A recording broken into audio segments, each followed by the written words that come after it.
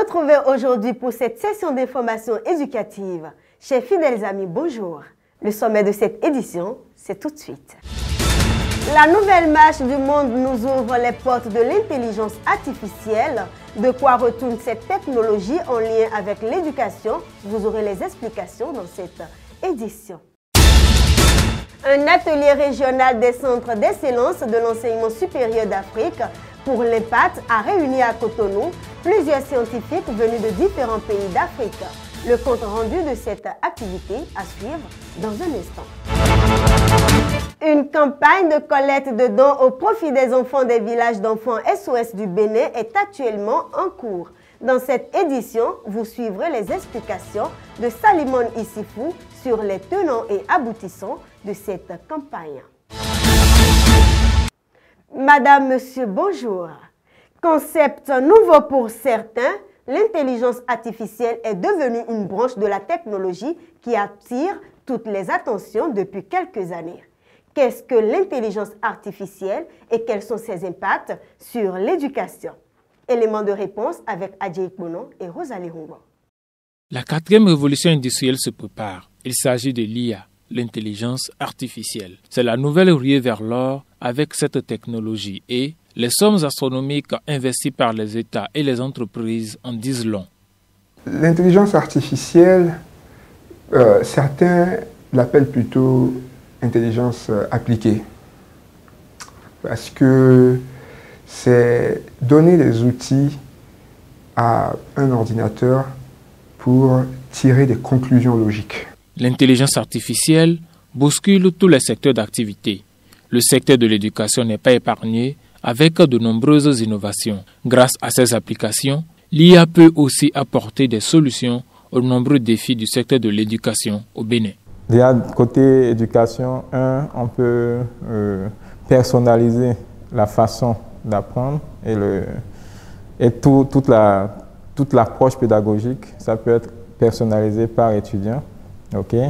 On peut par exemple anticiper sur des résultats académiques de façon à ce qu'on puisse faire par exemple des cours supplémentaires ou des TD, TP supplémentaires. Donc ça, c'est des travaux par exemple qu'on fait ici au laboratoire où on veut, à partir des anciennes notes des étudiants, pouvoir anticiper sur leurs notes des yeux des prochains semestres, de façon à ce que l'administration puisse prendre des décisions. Nous avons un déficit d'orientation. Résoudre la problématique de l'orientation aujourd'hui sans intelligence artificielle nécessite d'avoir un nombre incalculable de conseillers en orientation partout dans le pays. Or, les conseillers en orientation, il faut les former. Et ça prend du temps pour les former, il faut en trouver, il faut les déployer dans l'échelle du territoire. C'est une tâche quasiment impossible à réaliser dans un laps de temps raisonnable. L'intelligence artificielle peut permettre de résoudre ce problème. Parce que nous pouvons collecter un ensemble d'informations suffisant, large, sur chaque apprenant et utiliser les techniques d'orientation avec des tests comme le MBTI et tout qui peut se faire de façon sur leur téléphone et apporter une orientation à 100% des enfants du pays en moins de 5 ans. L'intelligence artificielle suscite à la fois de l'espoir et des craintes. Tout dépend de ce qu'on en fait.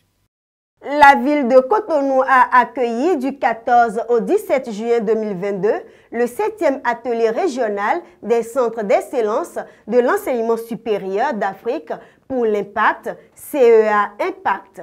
À l'occasion, acteurs, experts et PTF ont passé en revue les principales réalisations enregistrées et élucidé les principaux défis pour les prochaines étapes. Reportage, Edouard Kachipé et Rosalie Rumba. Acteurs, experts et partenaires techniques et financiers impliqués dans la mise en œuvre du projet des centres d'excellence africains pour l'impact, CEA Impact, tiennent leur 7e atelier régional du 14 au 17 juin 2022 à Cotonou. Vous aurez donc à confronter vos expériences dans la mise en œuvre de vos programmes de formation et de recherche. L'agenda qui a été soumis comporte beaucoup d'activités.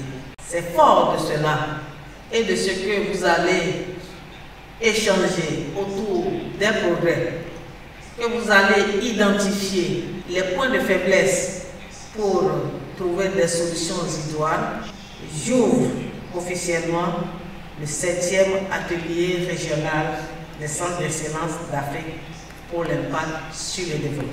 Organisé sous la houlette de l'AUA, l'Association des universités africaines, en collaboration avec le ministère en charge de l'enseignement supérieur du Bénin, cet atelier bénéficie du soutien financier de la Banque mondiale et de l'AFD, l'Agence française de développement. À mi-parcours, je peux affirmer en toute confiance que nous sommes sur la bonne voie pour atteindre cet objectif, surtout au vu de tous les résultats exemples de réussite réalisés dans le cadre du projet.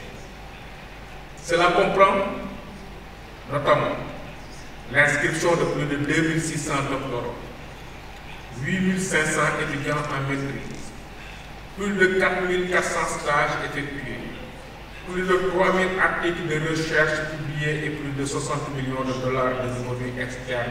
Plénière, table ronde, session avec les communautés des experts, encadrement pour les centres, tant dans leur globalité que dans leur spécificité, sont les activités inscrites dans l'agenda de cet atelier régional du CEA Impact. Au total, 11 pays africains prennent part aux assises, à savoir le Bénin, le Burkina Faso, la Côte d'Ivoire, le Djibouti, la Gambie, le Ghana, la Guinée, le Niger, le Nigeria, le Sénégal et le Togo.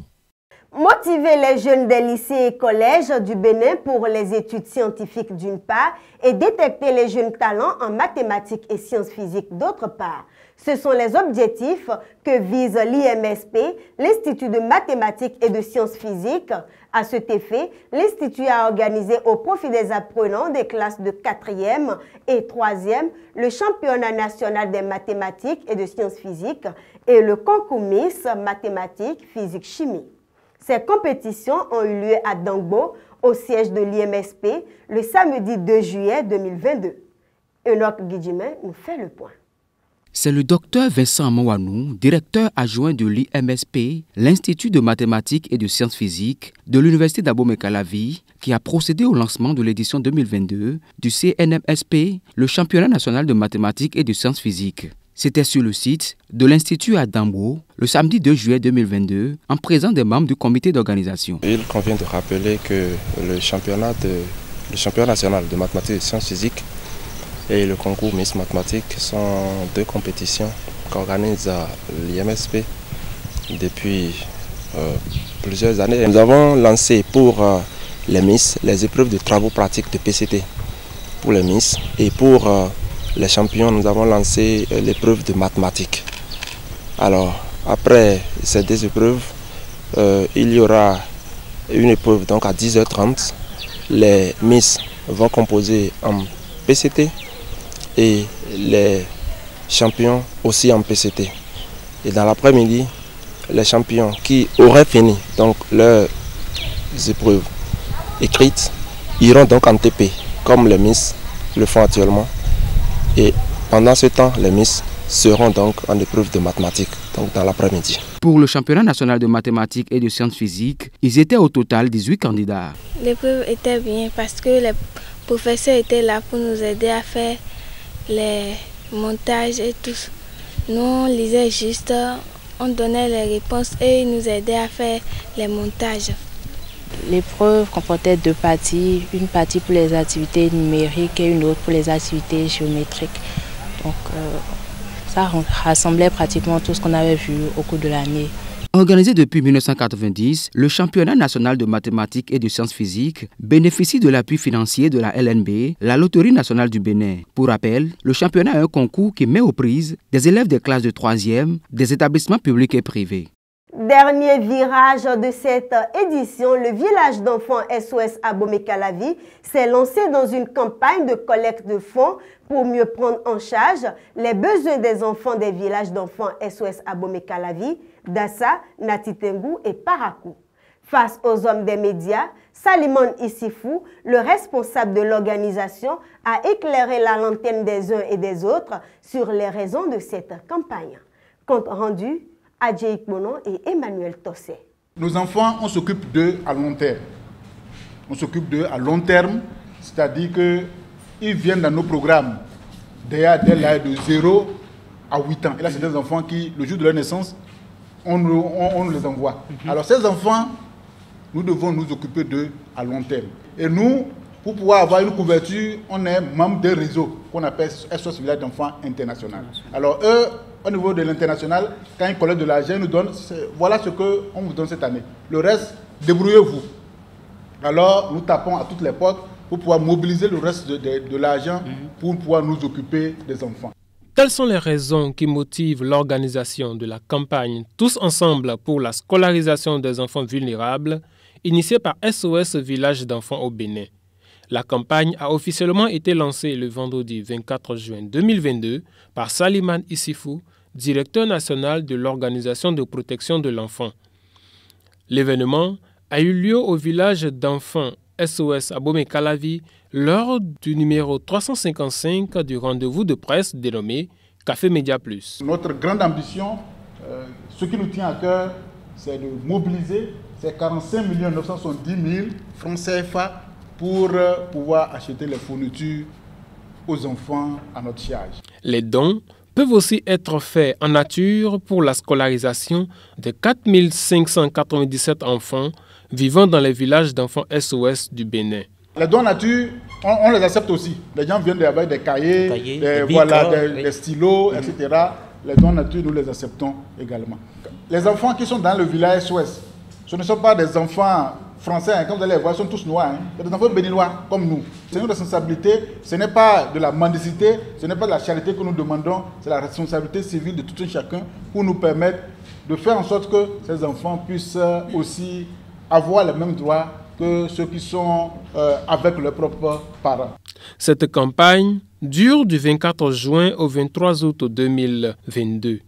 Elle va permettre de prendre en charge les enfants répartis dans les 4 programmes SOS au Bénin situés dans les communes d'Abomey-Calavi, de Dassazoumé, de Natitengu et de Parakou. Fin de cette session d'information. Il n'existe pas d'autre éducation intelligente que d'être soi-même un exemple. Inspirons-nous de cette citation de Albert Einstein pour mieux inspirer la relève. Merci pour votre attention. Merci à l'équipe technique et de production. À nos revoir.